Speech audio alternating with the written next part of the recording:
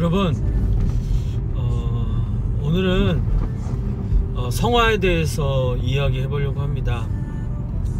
성화가 뭐냐면, 여러분, 예수님을 믿고 구원을 받았으면 점점 더 예수님의 모습으로 닮아가야 한다는 건데요. 예수님처럼 되어간다는 걸 수도 있지만 예수님에게로 한 걸음 더 나아가는 걸 성화라고 얘기해요. 그래서 많은 사람들이 이제 예수님을 만나고 은혜 받고 나면 예수님처럼 살기 위해서 살아갑니다. 예수님처럼 거룩하고 선하고 온전하기 위해서 정말로 애를 쓰며 달려가요. 주님이 제 삶에서 성화라는 것에 대해서 알려주는 시간이 있었어요. 여러분, 제가 누나 다섯의 막내 아들이거든요. 그리고 사실은 첫째 형이 있었어요. 그 말이 의미하는 게 뭐냐면, 여러분, 저는 굉장히 귀하게 자랐다는 거예요. 여러분, 누나가 다섯이고 막내 아들인 것도 사랑받고 철없이 자라기에 딱 좋은 환경인데, 거기에 심지어 첫째 형이 있었는데 11살까지 뇌성마비로 고통받다가 하늘나라를 갔대요. 그렇게 아들을 보내고 나서 또 아들을 낳기 위해서 안간힘을 쓰던 우리 부모님에게는요, 오주영이라는 존재가 어떤 존재였을까요, 여러분? 상상할 수도 없죠. 사실 제가 아마 경험하고 느꼈던 사랑받음 그리고 보호받음은 아마 부모님이 실제로 저에게 쏟았던 사랑과 보호와 섬김에 비하면 아마 세 발의 피도 되지 않을 거예요. 그래도 알겠더라고요. 제가 얼마나 귀한 아들인지 제 스스로도 알겠더라고요. 근데 여러분, 저의 인생의 가장 큰 단점은 바로 이것이기도 했어요. 철이 너무도 없어. 눈치도 너무도 없어. 이게 참 어려운 일이더라고요. 여러분, 제가 이 얘기를 왜 하냐면, 저는 남들보다 정말 철없이 살던 인생이에요. 나밖에 모르고 다른 사람 배려할 줄도 모르던 인간이었는데요. 제가 복음을 인격적으로 만난 것도 빠르지 않아요. 제가 아마 30살 때였을 거예요. 29살 그때 제가 우연히 더럽고 추악한 인간의 삶을 살다가 너무나도 죄책감을 느끼고 그 당시 만나던 여자친구에게 너무나도 크나큰 죄악을 범해서 아마도 죄책감 떨어내려고 복음학교라는 데를 갔을 거예요. 그래서 가서 그냥 별 기대도 안 하고 앉아 있는데, 그때 강권적으로 전적으로 하나님의 은혜 안에서 예수 그리스도의 십자가의 복음을 만나게 됐죠. 여러분, 제가 복음을 만나고 제가 얼마나 소망 없는 인간인데 나를 끝까지 사랑하시는 하나님의 사랑 안에 감격해서 저는 그날 이후로 예전처럼 살 수는 없었어요. 그래서 저는 선교사로 헌신을 하고 그날 이후로 바로 그 선교단체에서 만든 열방기도센터라는 곳에 가서 하루에 한 10시간씩 기도를 했던 것 같아요. 함께 찬양하고 말씀 묵상하고 기도하는 열방기도센터에서 하루에 10시간씩 출퇴근을 할 정도로 뜨겁게 살았죠. 여러분, 근데 그때 제 영적인 나이는 아마 1살이었겠죠. 언제나 철이 없던 인간, 영적인 나이도 정말 1살이었던 오주영이라는 인간이 성화라는 걸 어떻게 깨닫게 됐냐면, 여러분, 제가 열방기도센터에서 정말 열심히 기도하고 통성기도도 가장 오래 크게 했던 사람이었던 것 같아요. 근데 참다 우리 선교사님들이 어느 날 저에게 와서 이렇게 얘기하셨어요. 오주영 형제님, 정말 열심히 우리 기도하고 함께 찬양하는 거 너무 좋은데 이 기도는 잘못됐다는 걸 꼭 얘기해 드리고 싶어요. 그러시는 거예요. 그래서 뭘까? 네, 선교사님 말씀하세요 하면서 동경의 눈빛으로 초롱초롱하게 듣고 있었죠. 근데 제가 그랬다는 거예요.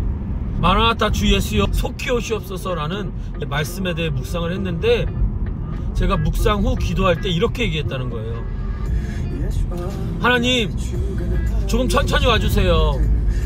우리가 주님의 사랑을 전할 시간, 우리가 복음을 전해서 사람들이 예수 그리스도를 더 많이 믿고 구원받을 수 있는 시간 주실 수 있도록 하나님 조금 천천히 와주세요 라고 기도했다는 거예요. 네, 저도 지금 생각하면 진짜 낯이 뜨겁고 부끄럽게 그지없어요. 하지만 저는 그때 정말 간절한 마음으로 뜨겁게 예수님 좀 늦게 와주세요 라고 기도했대요. 근데 그때 우리 선교사님들이 그건 아니에요. 하나님은 속히 오셔야 돼요. 하나님이 속히 오시면 더 권능으로, 더 강력한 전능하심으로 구원할 자들을 구원해내실 거니까 우리 그런 걱정 우리가 하지 말고 우리 예수님 속히 와달라고 같이 기도해요 라고 선교사님이 저에게 부드럽게 권면하시더라고요. 여러분, 근데 그때 제가 나중에 듣게 된 사실이 뭔지 알아요? 그분들이 왜 저한테 그런 이야기를 했을 것 같으세요? 제 믿음이 너무 어려서요? 성경에 대하여 심각한 오류가 있어서요? 아니었대요. 여러분, 정말 놀라운데 그때 제가 아마 영적인 나이 1살이었기 때문에 그런 어처구니 없는 실수를 했을 텐데 그때 그 선교사님들이 나중에 저에게 그렇게 얘기하셨어요. 우리 동료가 될 줄 알았대요. 우리와 같은 선교사가 될 줄 알았대요. 여러분, 이상하지 않으세요? 그 어이없는 기도를 하던 오주영, 그 말도 안 되는 강구를 너무나도 담대하게 하던 오주영이, 그 영적인 나이 1살이었던 오주영이 어떻게 선교사가 될 줄 아셨을까요? 어떻게 동료가 될 거라는 걸 아셨을까요? 여러분, 그분들이 얘기해 주셨어요. 1살다웠대요. 저는 너무 은혜가 됐어요. 1살이 1살다웠대요. 묻지도 말고 따지지도 않고 순수했을 뿐만 아니라 잘못된 이야기를 하더라도, 어이없는 이야기를 하더라도 하나님 앞에서 이야기하더래요. 하나님 아버지 앞에서 하나님과 대화를 하더래요. 여러분, 제가 그 이야기를 나중에 들었을 때 저에겐 너무나도 큰 은혜가 됐어요. 그리고 저는 성화에 대해서 다시 깨닫게 되었고 새로운 인사이트를 얻게 되었죠. 여러분, 우리가 예수님을 믿으면 우리는 예수님처럼 돼야 되는 게 아니에요. 여러분, 우리는 영적인 나이가 1살인데 10살, 20살이 되어야 하는 게 아니에요. 제가 좋아하는 박영선 목사님이 항상 하시는 말씀, 자라나는 거라고, 성장하는 거라고요 하는 말, 전 이렇게 깨달아졌어요. 여러분, 1살은 1살 나오면 돼요. 4살은 4살 나오면 돼요. 4살이 10살이 될 필요가 없어요. 어른스러워질 필요가 없다고요. 영적인 나이가 1살인데 다윗이 될 필요가 없다고요. 영적인 나이가 10살밖에 안 됐는데 사도 바울과 같이 고백하고 살 필요가 없더라고요. 여러분, 하나님이 우리에게 주시는 은혜, 그 은혜에 감격해서 정직해져서요, 여러분, 1살은 1살답게 3살은 3살답게, 10살은 10살답게, 20살은 20살답게 사는 게, 주님과 같이 걸어가는 게 성화더라고요. 저는 여러분 꽤 오랜 시간 동안 이 성화라는 것을 오해했어요. 빨리 자라나야 될 것처럼, 빨리 10살이 돼야지, 빨리 20살이 돼야지, 그래서 나도 사도 바울과 같이, 나도 다니엘과 같이 하나님의 일을 도와야지, 하나님의 영광에 참여해야지 했었던 시간들이 있어요. 제 간절한 소망과 꿈은요, 주님의 때에 언젠가 저도 제 영적인 나이가 20살, 30살이 되어 영적인 전쟁터에서 하나님의 눈빛만 봐도 아는 그런 용사가 되어 하나님과 함께 전쟁터를 누비고 싶은 마음이 간절해요. 여러분, 하지만요,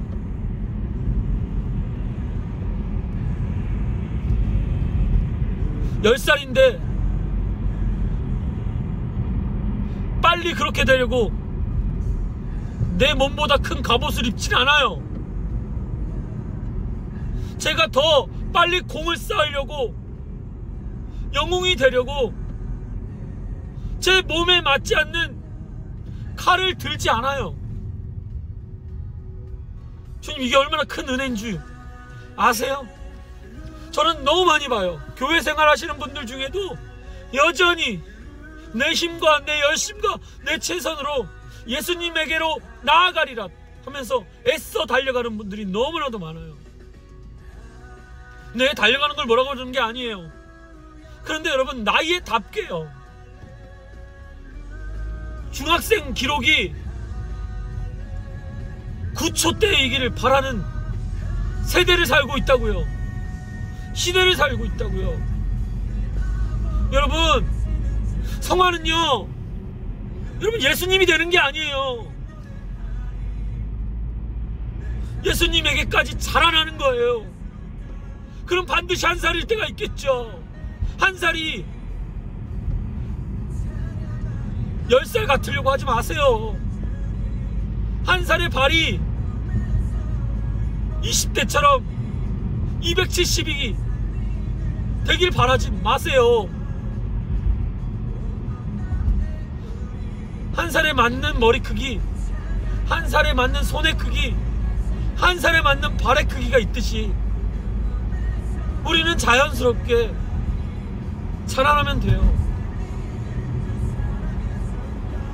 여러분, 당연히 부끄럽고 실수하고 넘어지고 자빠지겠지요. 하나님이 그걸 모르실까요? 다 아신다고요. 1살이 똥오줌 못 가릴 거 아신다고요. 1살이 이유식 먹다가 흘릴 걸 아신다고요. 8살짜리 아이가 숙제 안 하고 놀고 싶어 할 걸 다 아신다고요.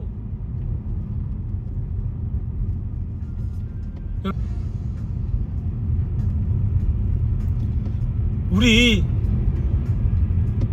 하나님이 보여주신 영적 나이에 맞게 자라나요. 비교하고 경쟁하고 두려워하고 근심하지 말고 그 나이에 맞게, 그 나이답게 살아요. 제 세상적인 인생이, 삶이 어려웠던 이유도 이거예요.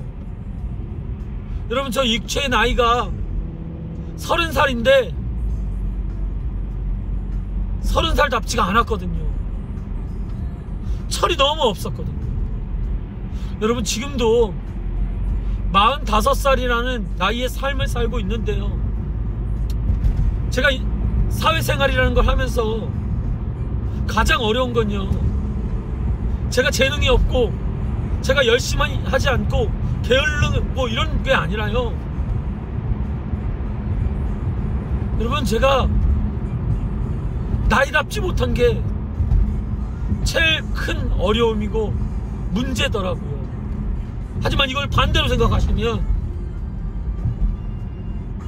여러분, 나이다운 것이 가장 자연스럽고 자라남의 속도에 합당한 모습이 가장 아름답고 영화로운 모습이라는 것을 우리가 분명히 알아야겠어요. 우리 20살인 것처럼 30살인 것처럼 인척하지 말고 척척하지 말고 있는 모습 그대로 살아요. 있는 모습 그대로 자라나자고요. 우리 예수님께로까지 우리 자라나면 돼요. 그러면 주님의 때에 그 마지막 영적 전쟁의 순간에 우리는 우리 군대 장관 되신 우리 주 예수 그리스도의 눈만 봐도, 그 몸짓 하나만 봐도 뭘 원하시는지, 어디로 나아가야 할지 알게 되는 그때도 오겠죠. 우리 그때 함께 마음껏 주님과 함께 전장으로 달려나갑시다. 할렐루야. 주님이 하십니다.